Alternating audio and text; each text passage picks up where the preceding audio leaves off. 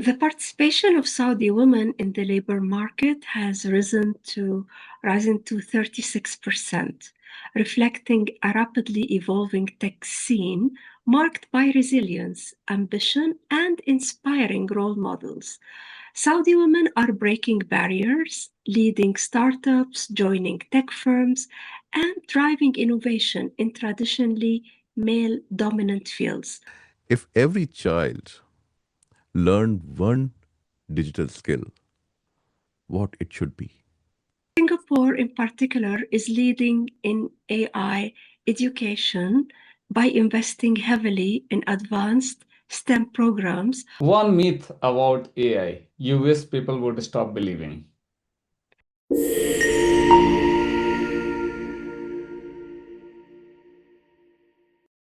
Hello, and welcome to the inaugural episode of series AI and Us, brought to you by AI4All Global. We are thrilled to begin this conversation dedicated to the voices that are shaping AI. AI4All Global is built on the fundamental belief that AI is here now and everyone deserves to understand it better. Its commitment is summarized in its vision statement: empowered minds, equitable communities, an inclusive future. I am your host, Manish, today together with fellow AI literacy advocate, my dear friend, and founder of AI for All Global, Prabhat Kumar, and we are deeply honored to welcome our featured guest, Ms. Fadwa Al-Bawardi. Ms. Fadwa is a recognized global leader, truly a trailblazer in AI and digital transformation, working with AI for good and developing ethical strategies. We look forward to hear more about her experience, her extensive work across multiple continents and countries like Saudi Arabia and India. Prabhat, Thank you, would you like to Manish. have some word? Thank you, Manish. I am super excited to be co-hosting the AI and Us podcast series with you. Here, our focus isn't on AI breakthroughs from Silicon Valley. We will be talking about the human side of AI and how it's touching real lives. Where I come from, in a small town in Bihar, I have seen teachers trying to inspire students with almost no resources. Imagine if an offline AI teacher could help them. The way solar lights once transformed villages without electricity. So today, let's try to find, can AI actually bridge the digital divide? Or will it make it even wider? Fadwa, it's fantastic to have you. Thank you, Manish and Prabhat. I'm equally excited to join you today and share my journey. Wonderful. Padma, we are so excited to dive into your inspiring journey as a leading voice in AI literacy. Could you take us through your journey and how it all started? My journey started with my passion about AI ethics, AI governance, and the mission of AI towards humanity. It all began during my early academic years when I became deeply interested in understanding the societal impacts of technology.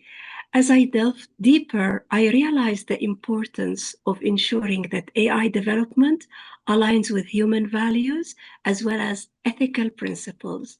This led me to pursue research and collaboration in the field, striving to create responsible and beneficial AI systems. Over time, I have been inspired by the potential of AI to solve real world problems, and I'm committed to contributing to a future where AI serves humanity positively and ethically. Oh, that is so fascinating to hear. Okay. Absolutely, Fadwa. Really nice to hear from you. As you said, you have worked extensively in AI education, especially in developing part of the world. We would be really eager to hear your real experiences and stories around it. Thank you for your question. As a certified consultant and trainer in digital transformation, I have had the opportunity to conduct numerous training sessions and consultancy engagements in several countries. Recently, I visited India for the first time, and I was truly impressed by the vibrant AI expertise and the strong technical community I encountered there. Oh, that's amazing. I'm very curious to hear what was your highlight from India. What touched you the most? What touched me the most about my visit to India was the deep connections I made with passionate and ambitious technical individuals and entrepreneurs. Attending the AI for Good panel at the India Mobile Congress in Delhi, I focused on highlighting the importance of diversity, resilience, and innovation, aiming to inspire others to realize the potential within themselves and their communities. Reflecting on that experience, I cherish the moments where I engaged with these talented individuals and heard about their innovative AI ideas and projects. Their enthusiasm and creativity continue to motivate me to share stories and insights that can inspire positive change and foster progress in the AI community. Remarkable, Fadwa. India is really on the cusp of transformation, and we keep hearing inspiring stories, transformations, and groundbreaking things coming from there. We also hear from your introduction, you have been to Africa, and I'm sure that's the continent people hear very less about. I'm sure you must have broken many stereotypes in Africa. I would love to share some experiences that illustrate the unique challenges and triumphs that I have encountered in AI education across Africa. One vivid memory comes from a consultancy session that I conducted online with the African tech community from several countries, including Nigeria and Kenya and other countries as well, where many attendees were recent university graduates eager to break into the tech field, or new tech entrepreneurs with good AI ideas that they want to turn into successful implementations. However, some of them faced significant barriers, mainly lack of finance and or limited access to technology and high-speed internet, which is often taken for granted elsewhere. Thanks for insights, Fadwa. Listening you and having practical experience on them, these challenges you faced can be a real deal breaker. The demographic and technical challenges, I'm really keen to hear how you approach them. Indeed, during our initial consultancy session, I observed the frustration on some faces as they grappled with the limited resources available to them.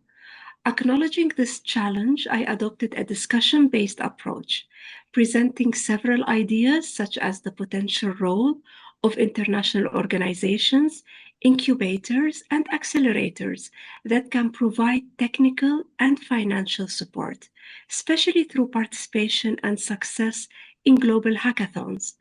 I also emphasize the importance of showcasing innovative AI solutions at international summits and innovation hubs, such as UN events, for example, as a pathway to success for these ambitious entrepreneurs. Implementing these strategies led to a remarkable transformation. By the end of the session, not only had the participants grasped the fundamentals of AI, but they also gained confidence in their ability to access the right support channels and develop technologies that address the real needs of their communities. Glad to hear your approach, Fadwa. I'm sure it must be really effective to overcome the challenges there. But also looking forward, as I hear from you, that it's quite exciting for those communities to come forward. What opportunities do you see on the ground there in Africa?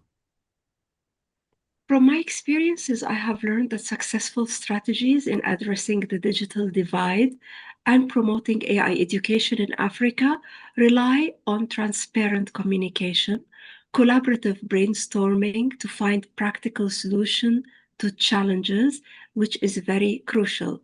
It's not solely about the curriculum, it's about creating an environment where participants can think critically together, collaborate, innovate, and connect their learning to the specific needs of their communities.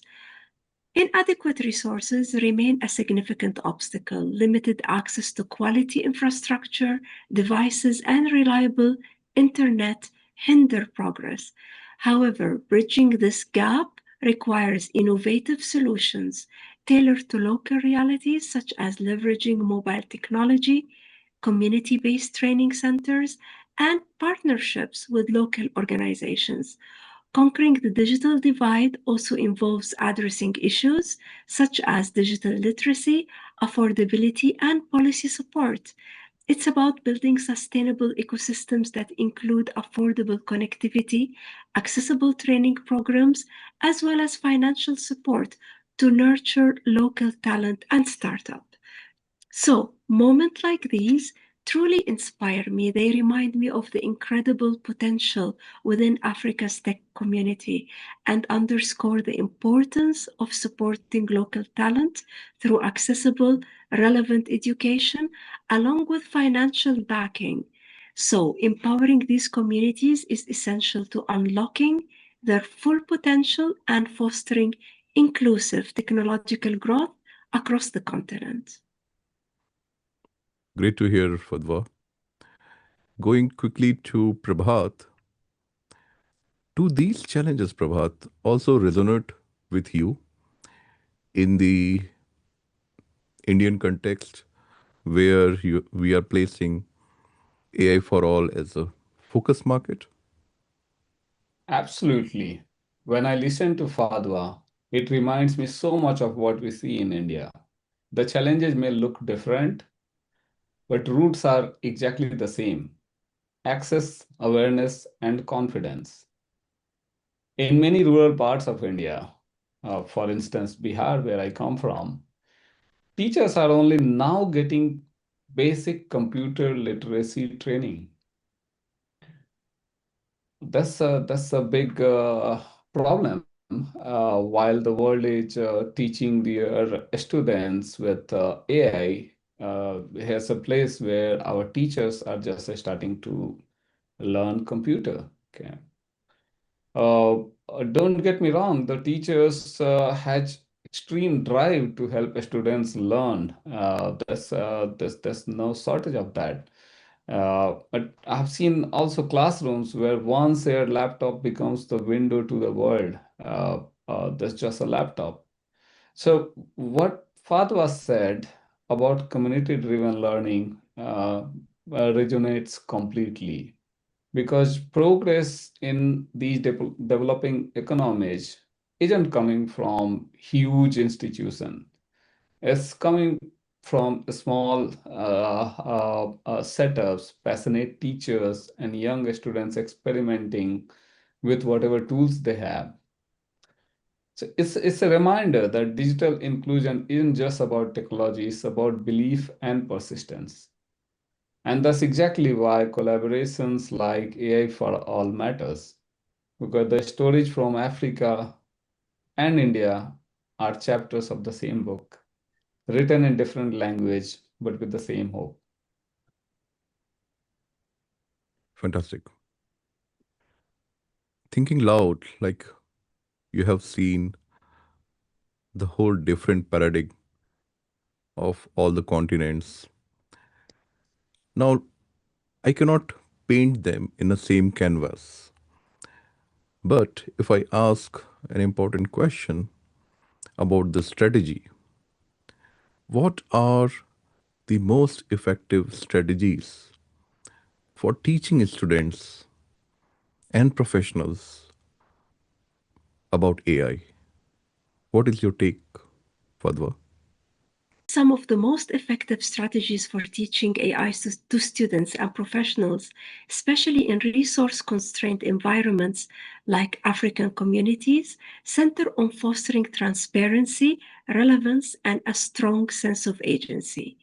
Empowering learners to take initiative, connect with real world challenges, and access global support through hackathons and innovation hubs can build confidence and demonstrate impactful solutions.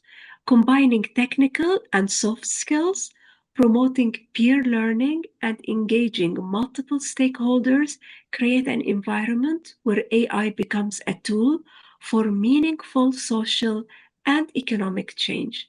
In addition, government support and digital inclusion policies are crucial in providing the necessary infrastructure and equitable access.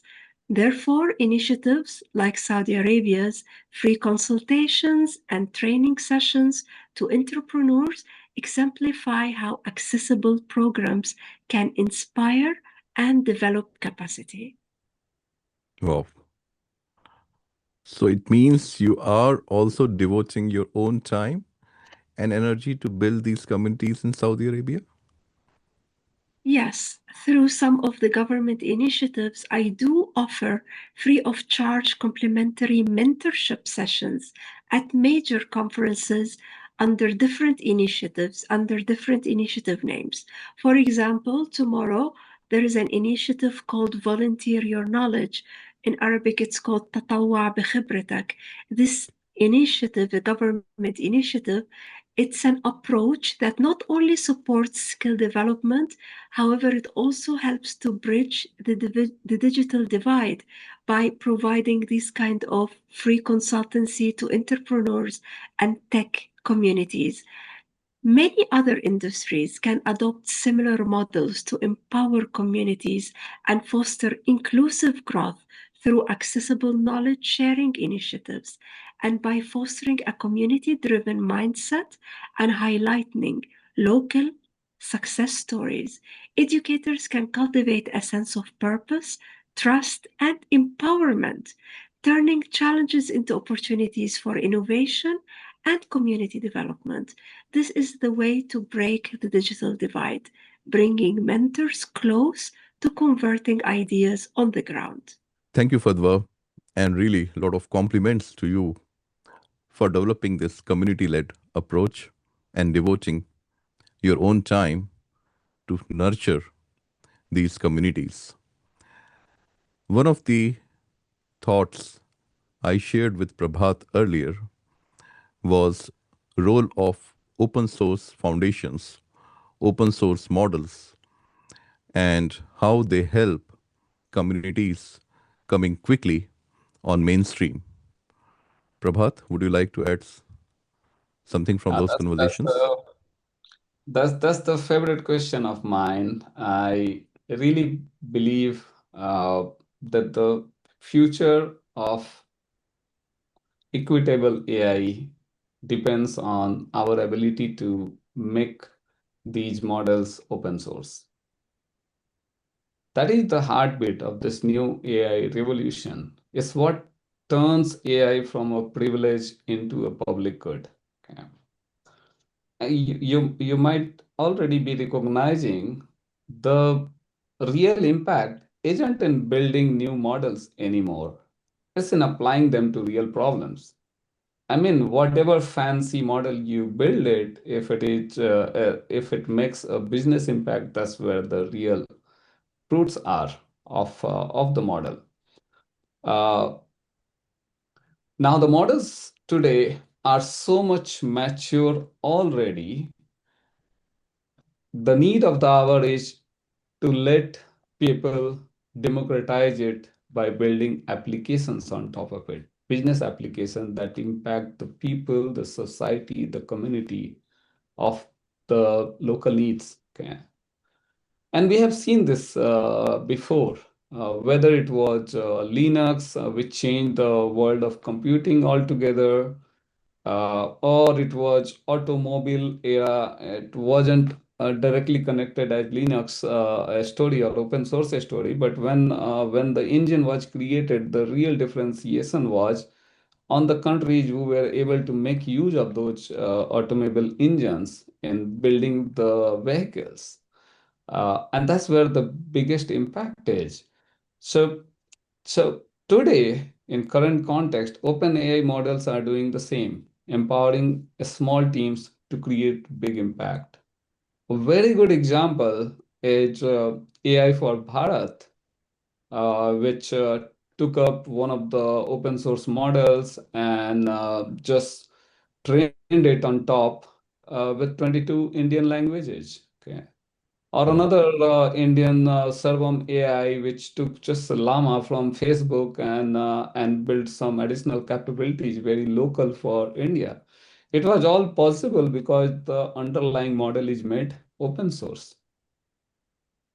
Think of it if the frontier model is made open source. That will be wonderful. There will be insanely interesting use cases that will start coming up. So I really think open source is the way forward for a lot of things, and we must embrace it. We must support it for equitable society. Thanks, Prabhat.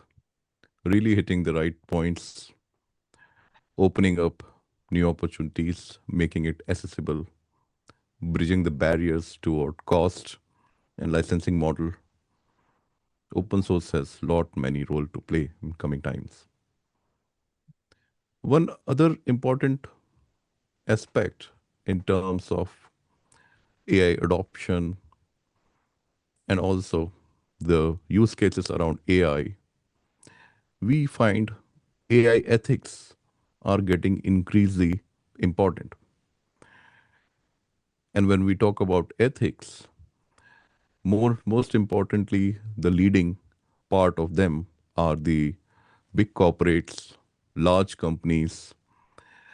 And coming to your experience, Fadwa, how do you see in your consulting these large organizations are tackling the governance in a manner that the ethical gaps are taken care? Thank you for the question. Based on my extensive experience with the industry and international communities, I have observed that organizations are making notable progress in AI governance by adopting global frameworks such as UNESCO principles for AI ethics, the EU AI Act, and as well as the AI Standards Exchange Database and the UN ITU AI Governance Annual Reports.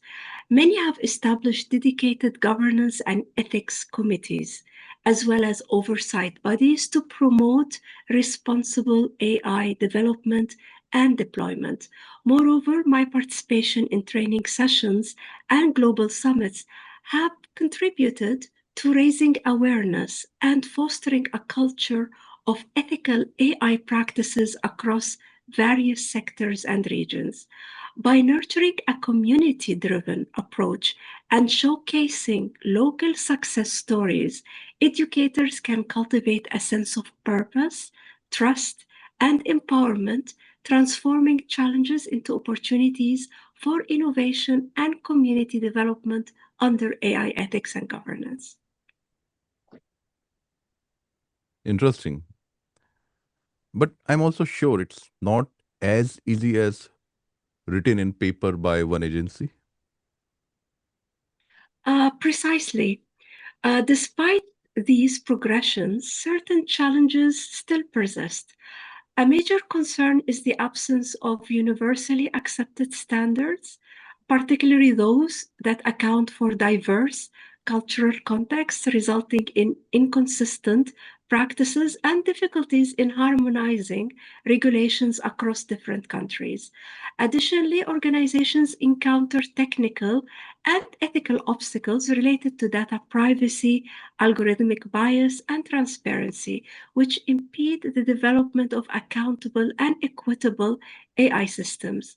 Looking ahead, I believe efforts should be directed towards transforming policies into actionable, enforceable measures, promoting global collaboration, and creating practical frameworks that enable organizations to integrate ethical AI practices into their core operations.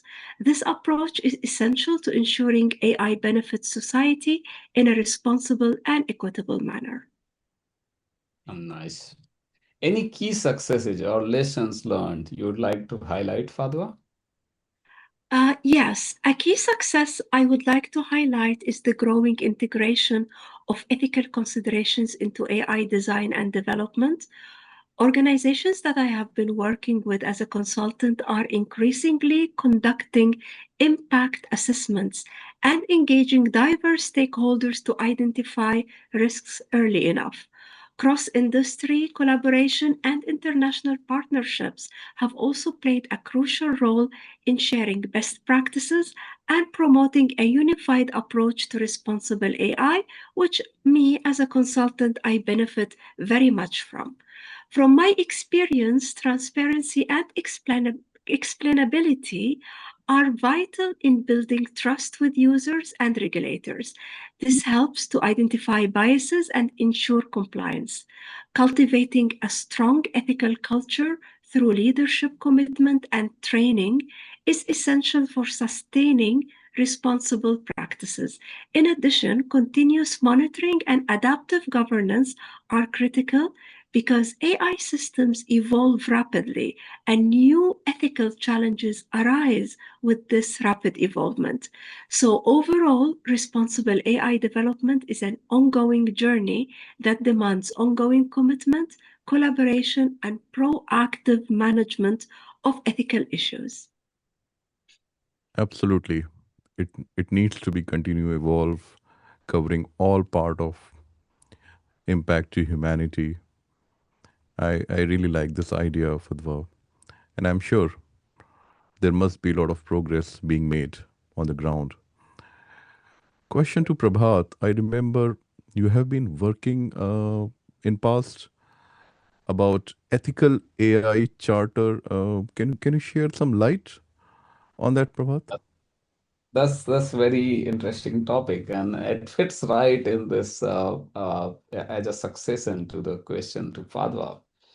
Uh, Often people get it wrong that ethics is a document, which is not, right? It also connects with your your question earlier to Fadwa. Uh, Anyways, so ethical AI charter is a is an initiative I started being part of MIT's generative AI leaders community, and this initiative had one single focus, and that was identifying on behavioral and cultural aspects where does a model fit. Okay, so basically, the point was that how do you make sure AI behaves in ways that truly fit the values of a society that it serves? Okay. I mean, if I ask sitting in somewhere in Somalia that generate a picture of a pilot, should it generate a Somalian person as the pilot, or should it generate an American person as pilot? Okay, that's the cultural aspect, right? And just by knowing itself, you can make a lot of benefit if it is transparently made available, this information. Okay. There are many such examples, like the one I mentioned is much more black and white, while and they are less dangerous. The real ones are more subtle, which is which is baked in the responses, because AI is something that is trained that with certain set of data. And many people sometimes misinterpret that it's always intentional. It's not always intentional. It's just that certain demographic could be more digitally advanced, or their data is available more easily for people to use it. So there are many practical reasons as well that cause this. Uh, so with that, the cultural alignment sometimes does not matches of the models, and that is what was the attempt of Global Charter for Ethical AI, wherein we were attempting to create some kind of benchmarking for models on cultural parameters. And for me, coming from a small town in India and working across cultures, this is not a theory. I've seen it in many places and many angles. So that's why this topic is very close to my heart. And we have been working, we have been taking interviews, and we have been creating some framework around it. Great to hear. Being forefront of this transformation, you must be meeting a lot of personalities all over the world. People coming from different parts of the life, leading different aspects of ethical AI. How this global revolution around ethical AI is shaping up. What has been your personal journey, Fadwa, if I ask you? Insights from partnerships have demonstrated the global collaboration is vital for shaping ethical AI, as it enables the exchange of diverse perspectives and best practices. While navigating different cultural norms, legal systems, and technological levels can pose challenges and slow progress, these obstacles often lead to growth when approached with active listening and adaptability. Building trust and fostering open dialogue are critical and a key to overcoming misunderstandings. And this is done on an international partnership level. Ultimately, cross cultural collaboration not only promotes responsible AI development, however, it also fosters resilience, empathy, and a shared commitment to ethical innovation. That's very nice to hear. Uh, Something that has been in my head, that you are a leading advocate for women in tech. Can you also tell us about the tech scene for women in Saudi Arabia, perhaps? I'm switching the gear a bit, but when I hear some stories, also that I can connect with India and how we can take this story forward. A personal story I cherish is my own journey of establishing a consultancy office focused on empowering young women and international communities to explore AI. My efforts have inspired many Saudi women to pursue careers in technology. These achievements highlight the significant progress women are making in the tech industry, motivating future generations and demonstrating that with support and opportunity, women can thrive. Such journey such journeys exemplify the transformative power of resilience and vision, paving the way for a more inclusive and innovative tech landscape in Saudi Arabia. Oh, nice. So Nice. that proves that examples go much farther than the theory, right? Yes, as a Saudi woman who has navigated and contributed to this rapidly evolving tech landscape, I'm inspired by the power of inclusivity and diversity in AI, proving that when we embrace different voices and perspectives, we do unlock limitless potential for innovation and positive change. Really nice to hear from you, Fadwa. Really inspiring journey. And the examples you shared is touching a lot of hearts. and I'm sure it's going to inspire the new generation. There is so much to learn from you. I would like to capture some short essence on your journey in a rapid fire round, if you allow me, Fadwa. Yes. Thank you.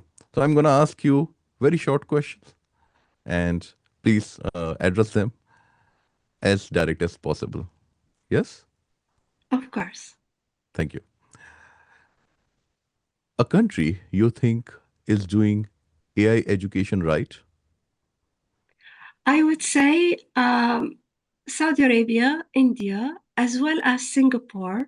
Singapore, in particular, is leading in AI education by investing heavily in advanced STEM programs, fostering public private partnerships, and promoting lifelong learning to prepare students for the digital future.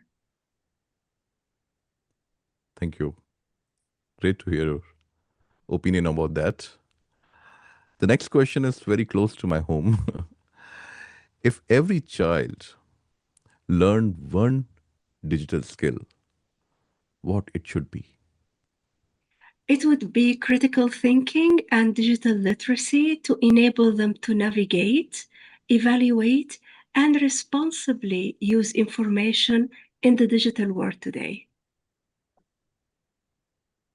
Super to hear. Prabhat, you want to ask something? Mm. Yeah, does language play a role? I think that's the question I have. Absolutely. Language is how we communicate with AI, it's the bridge. If we speak with ambiguity or without clarity, AI can respond in really unexpected ways. So, precision in language matters more than ever. That's why we have LLMs, and this is a major part today of AI. Nice. And is formal education no longer necessary? Formal education is still essential. It's how we develop critical thinking, logic, and language. Subjects such as mathematics and science train us how to think.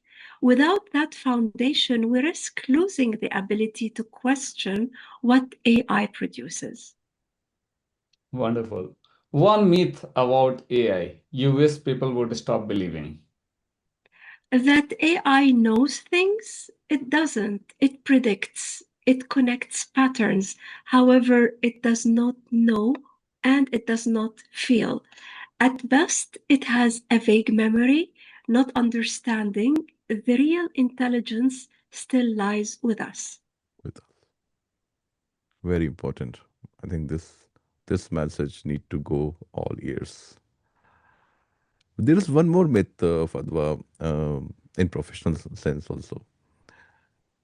Shall AI eat all the jobs? Yes or no? No, not all the jobs. AI can automate certain jobs and certain tasks, yes. However, it also creates new jobs and new opportunities for humans in many different areas like development, supervision, quality, and innovation. Thanks. Thanks for your thoughts, Fadwa. Really fun round, quick and straight. I loved it. Yeah. Prabhat? Looking ahead, um, you mentioned earlier about Saudi Arabia's Vision 23. So, what's your take on that? Can you elaborate a little bit? That what is it? What do you think Saudi Arabia is going towards?